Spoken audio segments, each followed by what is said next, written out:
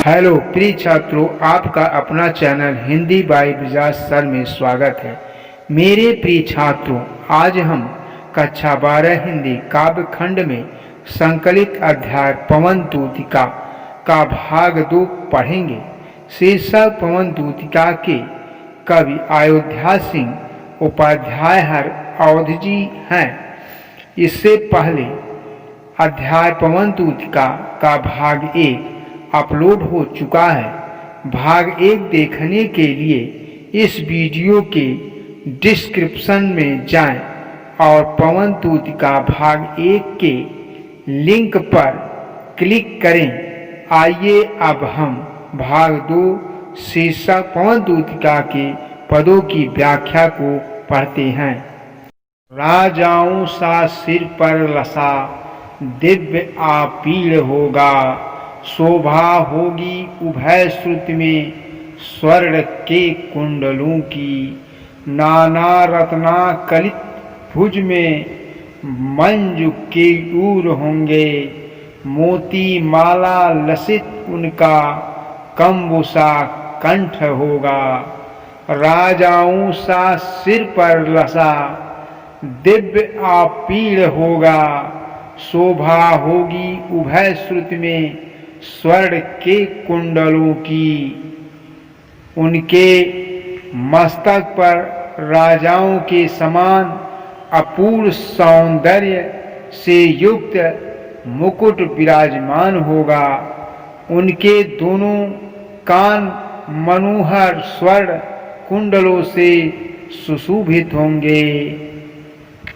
नाना रत्ना कलित भुज में मंजू के यूर होंगे, मोती माला लसित उनका कंबुसा कंठ होगा। वे अपनी दोनों भुजाओं में रत्न जड़ित भुज वन धारण किए हुए होंगे। शंख जैसी सुंदर और सुडौल दिखने वाली उनकी गर्दन में मोतियों की माला होगी। तेरे में है न यह गुण जो तू व्यथाए सुनाए, व्यापारों को प्रखर मति और युक्तियों से चलाना। बैठे जो हो निज सदन में मेघ सी कांति वाले, तो चित्रों को इस भवन के ध्यान से देख जाना। तेरे में है न यह गुण जो तू व्यथाएं सुनाए, व्यापारों को प्रखर मति और युक्तियों से चलाना। राधा जी पवन से कहती है कि तुम कृष्ण के सम्मुख मेरे दुखों को वाणी से कह पाने में असमर्थ हो। इस कारण मेरी व्यथा और संदेश को उन तक पहुंचाने में अपनी तीव्र बुद्धि और विवेक का प्रयोग करते हुए उचित क्रिया व्यापारों के माध्यम से अपना कार्य पूर्ण करना। बैठे जो हो निज सदन में मेघ सी कांति वाले, तो चित्रों को इस भवन के ध्यान से देख जाना।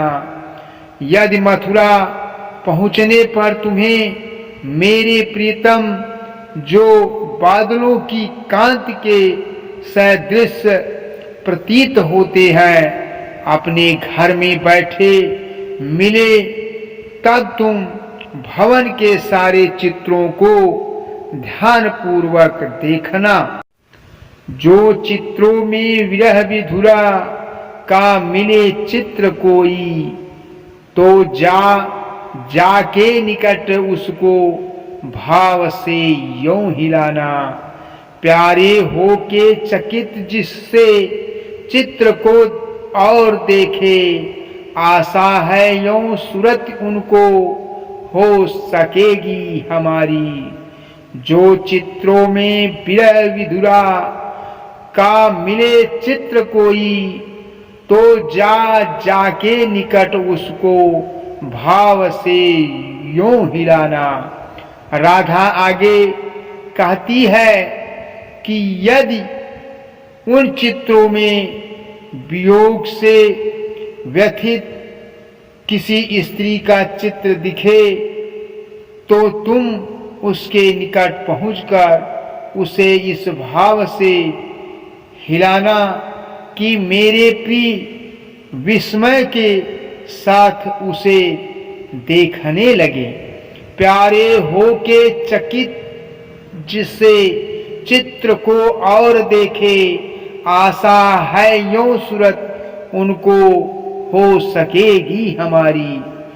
मूर्खता है कि उस विरहिणी का चित्र देखे उन्हें मेरी याद आने लगेगी, अर्थात उन्हें आभास होने लगेगा कि मैं भी विरह अग्नि में उसी प्रकार जल रही हूं जिस प्रकार इस चित्र में पर स्त्री जलती है।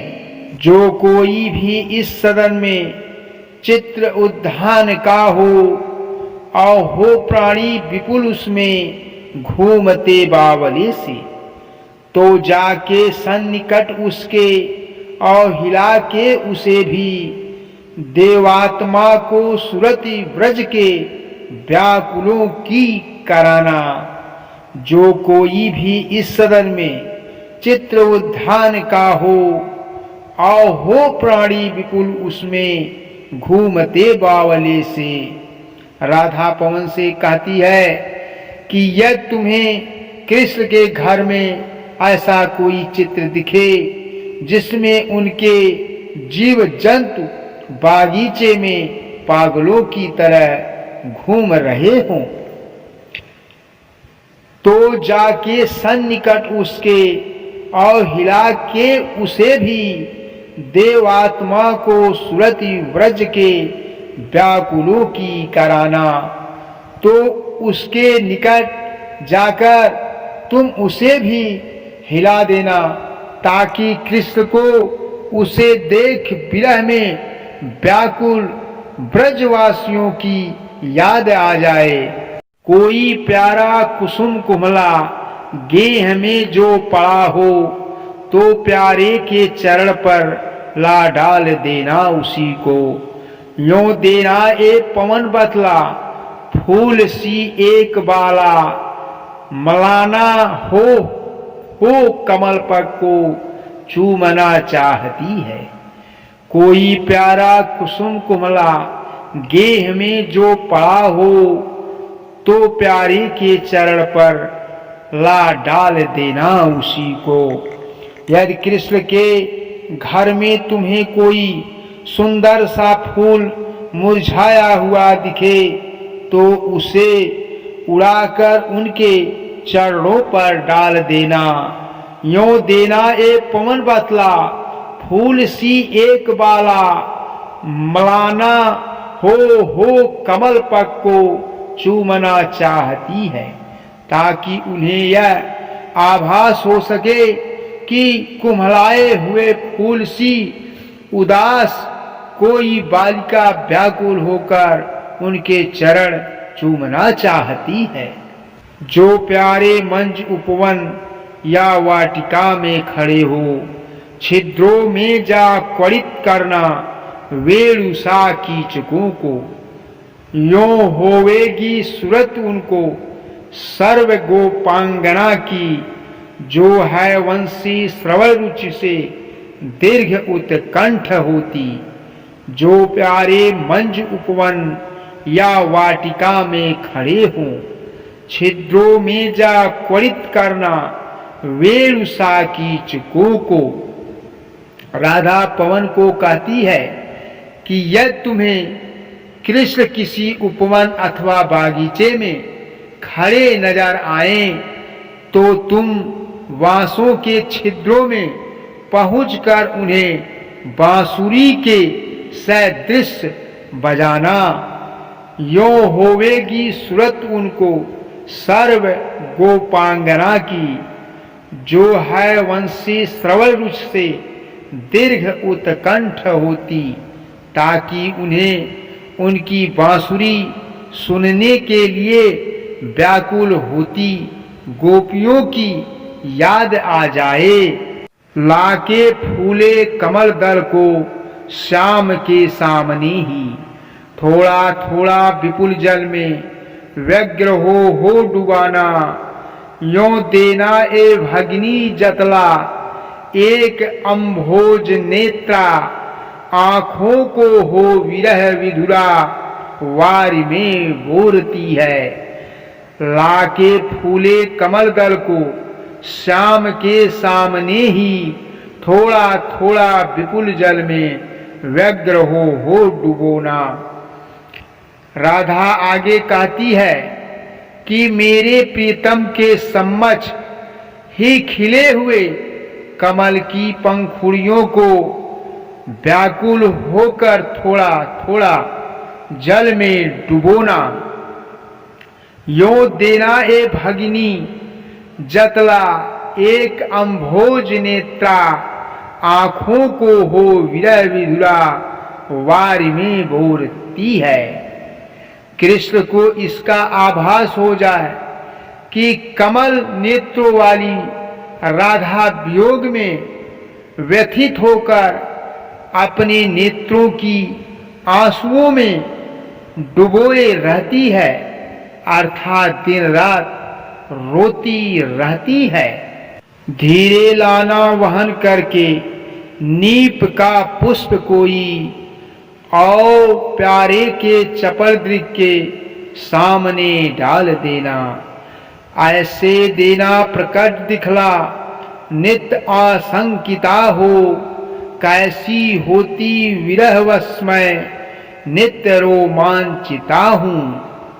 धीरे लाना वहन करके नीप का पुष्प कोई, और प्यारे के चपल दृग के सामने डाल देना। राधा पवन दूती से कहती है, हे पवन, मेरे प्रियतम श्री कृष्ण की चंचल आंखों के आगे धीरे से कदम्ब का फूल रख देना। ऐसे देना प्रकट दिखला नित्य आशंकिता हो, कैसी होती विरहवश मैं नित्य रोमांचिता हूँ। जिससे यह प्रकट हो सके कि मैं उनके वियोग में प्रतिदिन किस प्रकार शंकाओं से घिरी रहती हूँ, और मिलन की आस में कदम के फूल जैसी पुनः पुनः रोमांचित हो उठती हूँ। बैठे नीचे जिस बिटप के श्याम होवे उसी का, कोई पत्ता निकट उनके नेत्र के ले हिलाना। यों प्यारे को विदित करना चातुरी से दिखाना। मेरे चिंता विजित चित्त का क्लांत हो कांप जाना। बैठे नीचे जिस बिटप के श्याम होवे उसी का, कोई पत्ता निकट उनके नेत्र के ले हिलाना। हे दूतिका, कृष्ण जिस पेड़ के नीचे बैठे हो, तुम उसी का पत्ता उनकी आंख के सम्मुख लाकर हिलाना। यों प्यारे को विदित करना चातुरी से दिखाना। मेरे चिंता विजित चित्त का क्लांत हो कांप जाना। पत्ते को चतुराई पूर्वक खिलाकर तुम मेरे प्रीतम को इस बात से अवगत करा देना कि चिंता ने मेरे हृदय पर विजय पाकर मुझे किस प्रकार थका दिया है, अर्थात प्रिय के वियोग में वह प्रत्येक क्षण उन्हीं के विषय में चिंतित रहती है। सूखी जाती मलिन लतिका जो धरा में पड़ी हो, तो पाँवों के निकट उसको श्याम के ला गिराना।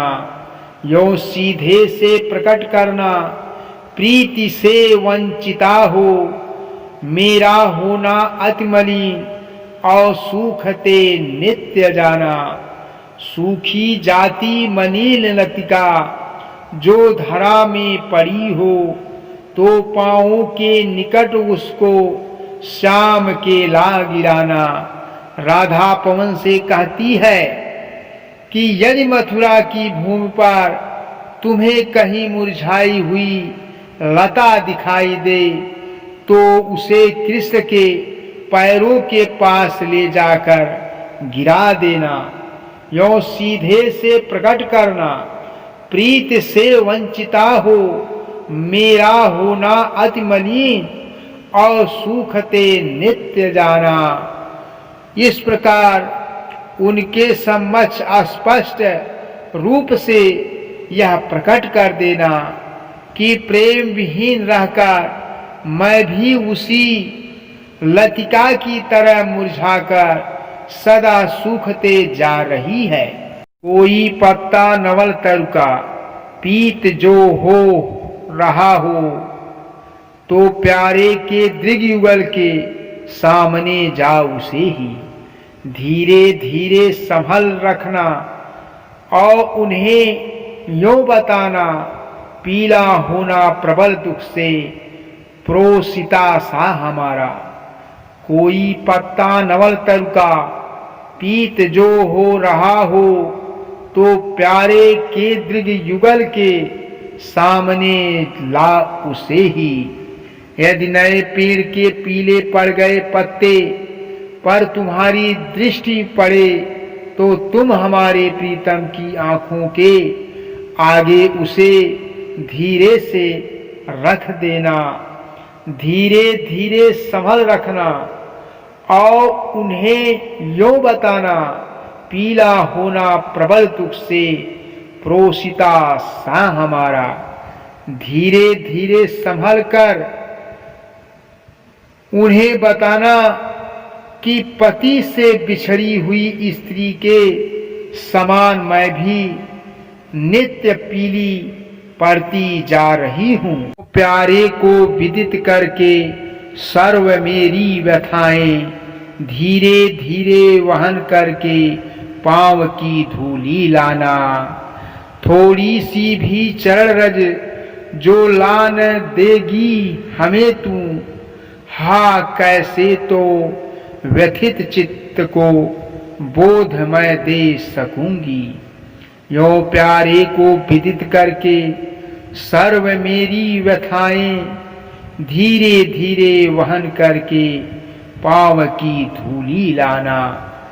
कृष्ण के वियोग में व्यथित राधा पवन दूतिका से कहती है कि मेरे द्वारा बताए गए उपायों को अपनाकर तुम कृष्ण के समक्ष मेरी सारी व्यथाएं रखना और आते हुए उनके पैरों की धूल ले आना।